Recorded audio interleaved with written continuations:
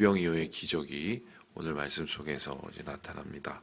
오병이어, 오병 5개의 보리떡, 이어 자석 2마리의 물고기.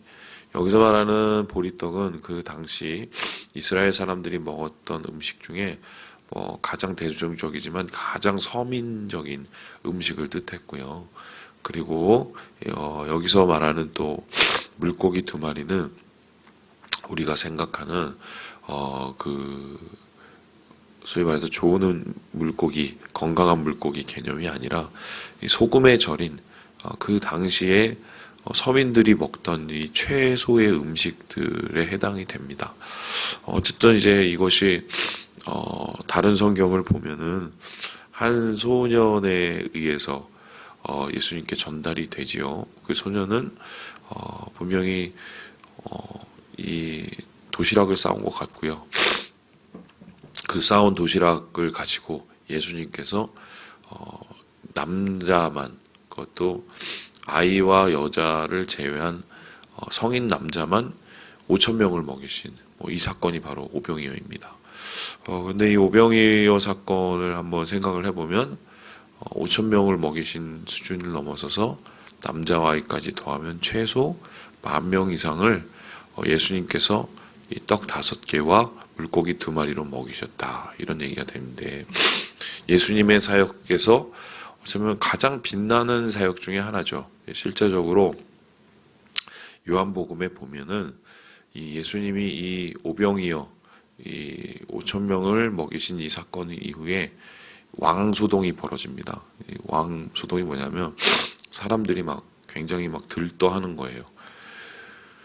왜냐하면은 그 당시에 가장 중요한 것은 이 생존의 문제고 생계의 문제였는데, 예수님께서 그 생존의 문제와 생계의 문제를 책임져 주신다고 생각을 하니까, 이제 우리 예수님을 왕으로 뽑으면 최소한 먹고 사는 문제는 해결이 될 거 아니냐, 이렇게 생각을 한 것 같고, 그리고 로마와 만일에 싸워서 전쟁을 한다 치더라도 제일 중요한 게 병력들이 먹어야 될 이제 군량미, 그리고 그들의 물자를 어디서 보급하냐에 대한 문제인데, 예수님께서 이것을 다 책임지시면은 이거는 무조건 된다라고 생각을 했겠죠. 그래서 예수님이 굳이 그렇게 사역을 하심에도 불구하고 무리들이 억지로 왕을 세우려고, 예수님을 왕을 세우려고 시도를 하십니다.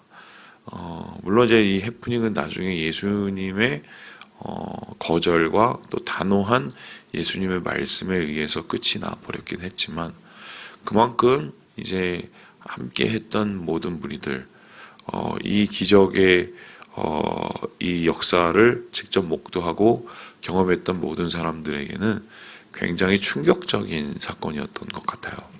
자, 그런데 오늘 우리가 이제 이 말씀을 살펴보려는 이유는, 저도 이제 오병이어 설교 여러 번 했거든요. 근데 오늘은 좀 그런 얘기를 하고 싶은데, 왜 하나님께서 이 기적의 사건을 우리 예수님께서 사람들의 그러한 흥분이 있음에도 그것을 알면서도 백성들에게 했냐는 것입니다. 보통 예수님께서 이러한 기적을 일으키신 것을 그냥 기적이라고 하지 않고 우리는 표적 내지 이적이라고 얘기를 하죠. 이 표적과 이적의 가장 중요한 목적은 무엇입니까? 그것을 통해서, 그 기적을 통해서 다른 이유와 다른 것을 밝히기 위해서입니다. 어떤 것을 밝히기 위해서인가요? 예수님이 누구신가를 알리기 위해서. 그래서 백성들로 하여금 예수님이 누구신가를 정확하게 믿게 하기 위해서 이 기적을 행하시는 게 이적이요 표적입니다. 그래서 이적과 표적의 상황을 한번 생각을 해 본다면, 예수님께서 특별히 이 오병이어를 통해서 자신을 드러내기 원하셨던 것은 무엇인가, 그 고민을 우리가 해보는 거죠. 그런데 이제 이 말씀을 잘 살펴보면은 이 오병이어의 기적에 나오는 뒤에 밑그림이 보여요. 그러니까 예수님이 이렇게 사역을 하게 될 때 이것을 해석할 때 꼭 등장하는 밑그림 3개가 보입니다. 그러니까 이것이 연관되어 있는 다른 사건. 오늘 그거를 여러분과 함께 살펴볼 텐데요.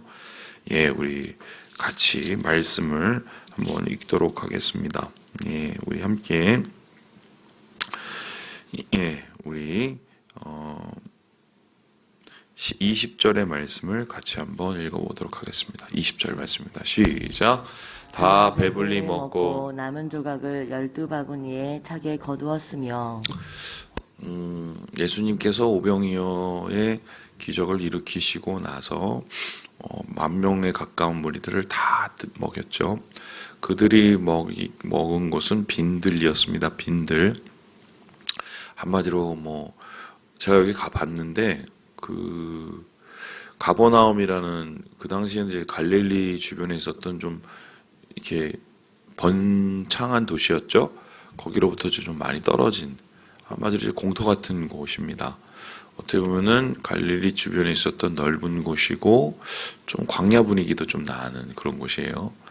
그런 빈들, 아무것도 없는 들판에 가서 거기서 사람들을 먹이는데 배불리 먹였다. 그렇죠? 그런데 하필이면 배불리 먹고 나서 12광주리가 어떻게요? 바구니가 다 찼다. 여기서 우리가 좀 눈여겨볼 3가지 코드가 있습니다. 첫 번째는 뭐냐면 빈들이었다. 그죠? 그 다음에 배불리 먹었다. 그리고 3번째는 뭐냐면 12바구니. 이게 딱 맞다 떨어지는 사건이 하나 있습니다. 그게 뭐냐면 광야에서 이스라엘 백성이 먹었던 만나입니다. 하나님께서 이스라엘 백성을 출애굽시키셔서 광야로 이동시키시죠. 그들의 먹을 것이 다 떨어질 즈음에, 그들의 이제 불평을 시작할 즈음에 하나님께서 무엇을 하셨습니까? 이젠 광야의 음식을 내놓으셔야 됐습니다. 왜냐하면 먹고 살아야 되니까요. 그때 그들이 보았던 것은 무엇입니까? 하늘로부터 내려오는 만나였습니다. 이 만나가 도대체 무엇일까? 하늘에서 뚝뚝 떨어진 게 아니라 맺힌 거죠. 제 땅에 맺혀서 그 맺힌 것을 아침에 주워서 먹는, 그래서 그걸 갈아서 빵도 만들고 이렇게 먹는 게 만나였는데요. 근데 그 만나는 어디에서 이루어졌어요? 광야 생활 속에서. 그래서 이스라엘 백성이 가나안에 도착했을 때 그 만나가 그칩니다. 그렇죠? 그리고 어떻게 됩니까? 그 만나 속에서 이스라엘 백성 사람 중에 굶은 사람이 있어요? 없어요? 없죠. 모두가 다 배불리. 어떤 사람들이요? 12지파가. 지금 이래서 이 오병이어의 기적 안에는 광야의 만나, 그 기적이 이제 밑그림으로 숨어져 있습니다. 자, 그러면 광야의 만나의 기적을 주님께서 이제 다시 이 갈릴리에 있는 빈들에서 일으켜 주셨다. 그럼 예수님께서 어떤 분이시라는 것을 말씀하고 싶었을까요? 예수님께서는 바로 광야에서 이스라엘 백성이 하나님께서 만나로 먹이셨듯이 오늘날 많은 백성들, 많은 사람들, 영적인 이스라엘 12지파를 주님의 말씀으로, 주님의 구원으로 먹이시고 살리시는 그 일을 감당하시는 진정한 하나님의 아들이시고 하나님의 역사를 이어가시는 하나님의 진정한 이 하늘나라의 완성자라는 것을 보여주시는 사건이 바로 이 광야에서의 만나의 기적을 되풀이하는 이 오병이어의 사건이죠. 그래서 오병이어를 통해서 우리는 만나의 기적을 보고 그 만나의 기적을 통해서 이 세상에 생명의 떡으로 오신, 우리를 살리기 위해서 생명의 떡으로 오신, 하루하루 우리에게 은혜의 생명을 주시기 위해서 오신 예수님의 모습을 다시 한번 깨달아 보게 된다라고 이야기하고 있습니다. 두 번째로 오늘 말씀 속에서 나타나 있는 사건이 하나가 있는데요. 우리 함께 16절의 말씀을 같이 한번 읽어보도록 하겠습니다. 16절입니다. 시작. 예수께서 이르시되 갈 것 없다. 너희가 먹을 것을 주라. 이 말씀이 좀 보게 되면 앞에서부터 쭉 봐왔던 분은 딱 떠오르는 사건이 하나가 있습니다. 뭐냐면 열왕기하 4장에 나오는 엘리사의 기적입니다. 이건 좀 생소하신 분이 있을 텐데요. 이런 얘기는 이렇습니다. 이제 엘리사가 이제 자기를 따르는 신학생들이죠. 그 제자들과 함께 이제 공동 생활을 하고 있었는데 항상 문제가 되는 건 뭐냐면 저 입들을 다 채워 넣어야 되잖아요. 다 챙겨야 되잖아요. 그러니 뭐 이제 많이 부담이 됐겠죠. 이제 그런 상황 속에서 어떤 사람이 공개를 합니다. 그래서 이 빵 20개를 가지고 보리떡 20개를 가지고 주님 앞에 나와서 엘리사에게 나와서 그걸 드리죠. 그랬을 때에 엘리사의 주변에 있던 사람들이 보고 물었습니다. 야, 이 떡을 가지고 어떻게 우리가 다 먹냐? 이 떡을 가지고 100명 이상이 되는 우리가 어떻게 다 먹냐? 이런 얘기를 하고 있었어요. 그랬더니 그때 엘리사가 뭐라고 그러냐면 나눠줘라 라고 얘기합니다. 나눠줘라. 선생님 20개로 어떻게 100명이 먹습니까? 보리떡은 요만한 거 20개 나눠서 100개로 나누려면 그걸 또 5개로 나눠야 돼요. 나는 그럼 뭐 한 입 먹으면은 뭐 끝이죠. 그거 어떻게 배부르게 먹습니까? 그랬더니 엘리사가 뭐라고 그랬냐면 아니야, 하나님이 배부르게 먹는다고 그랬어. 그냥 나눠줘. 어떻게 보면 이제 그 무리들은 굉장히 과학적인 얘기를 한 거고 산수적인 얘기를 한 거고 생각을 해보세요. 20개를 100명이 나누면 이거 뭐 0점 몇몇인데 이거 뭐 말이 안 되는 숫자죠. 사람들이 배불리 먹을 이 세상의 계산을 한 것이요. 그런데 엘리사는 하나님으로부터 내려오는 하나님의 말씀에 의한 하늘의 계산을 하게 됩니다. 결론적으로 이 사건 끝에 어떤 일이 일어납니까? 실제로 그 100명이 다 배불리 먹었어요. 뭐 이걸 가지고 또 어떤 분은 그렇게 얘기를 하시는 분도 있어요. 십시일반이고 콩도 뭐 한쪽을 뭐 쪼개 먹으면 뭐 그런 식으로 해석하시는 분인데 좀 제발 좀 그만 좀 하시라 그래요. 제가 예전에 한번 설교를 그 도끼 설교를 한번 했더니 그 도끼 떠오르는 설교 알죠? 그 설교에 또 시험을 받으셔서 어떻게 도끼가 떠오르냐고. 좀 제발 좀 그만 좀 하세요. 믿으려면은 성경을 다 믿어야지 왜 그거를 가려 믿을 생각을 하시고 하나님이 이렇게 하신 거예요. 뭐 우리가 어떻게 했는지는 잘 모르지만 그래서 하나님께서 그 떡 20개로 100명을 배불리 먹이시는 사건입니다. 오늘도 거의 비슷한 일이 일어나는데 제자들이 왔어요. 뭐 지금 뭐 땅거미가 지고 있는 겁니다. 어두워지는데 이 사람들 어떡합니까? 이제 배고파 하는데요. 집에 돌려보내야죠. 예수님께서 뭐라고 하십니까? 니네들이 먹을 걸 줘. 니네들이 먹을 걸 줘. 뭐 완전히 뭐 협박하는 것처럼 들리지 않았겠어요? 무섭겠죠? 그리고는 그들의 상황을 예수님께 정확하게 보여주기 위해서 들고 온 게 오병이에요. 아니 이거밖에 없는데 뭐 어떡하라고요? 똑같죠? 엘리사의 제자들과. 그랬더니 예수님께서 나눠줘라 얘기합니다. 나눠줬을 때 어떤 일이 일어납니까? 배불리 먹죠. 그러면 왜 엘리사가 보였던 그 빵의 기적과 예수님의 이 오병이의 기적을 이렇게 맞다 놓게 하셨을까요? 이것은 아주 쉽게 해석이 됩니다. 자, 말라기 선지자가 말이죠. 예언을 하나 했습니다. 어떤 예언인가요? 말세에 하나님께서 어떤 선지자를 보내주신다고 하셨습니까? 엘리야와 같은 선지자를 보내주신다고 하셨습니다. 기억하시나요? 그 엘리야와 같은 선지자가 누구였죠? 세례 요한이었습니다. 엘리야와 같은 선지자가 온 후에 엘리야 후에 누가 옵니까? 엘리사가 와야 되죠. 엘리야는 어떻게 보면은 이 영적인 회개와 깨어남 뭐 이런 것을 설교를 했다면 엘리사는 엘리야의 뒤를 이어서 실제적인 하나님 나라가 이루어진 것을 보게 했죠. 승리와 또한 하나님께서 주시는 은혜를 알게 한 게 엘리사입니다. 그래서 엘리야보다는 엘리사가 훨씬 더 많은 기적을 일으켰어요. 그래서 이제 학자들은 어떻게 생각을 하냐면 예수님을 바로 엘리사에 비교를 합니다.